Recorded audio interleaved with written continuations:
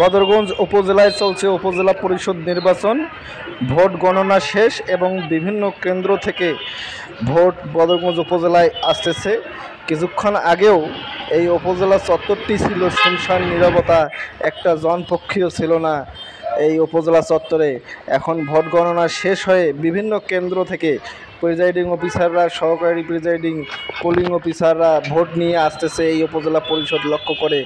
তো এখানে উপচে পড়া ভিড় সৃষ্টি হয়েছে এবং কোলাহল মুখরিত উৎসব মুখর পরিবেশ।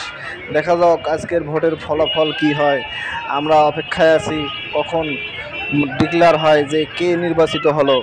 তো আমরা বদরগঞ্জ উপজেলা পরিষদ চত্বর থেকে আছি, দেখি কি হয় ভোটের ফলাফল।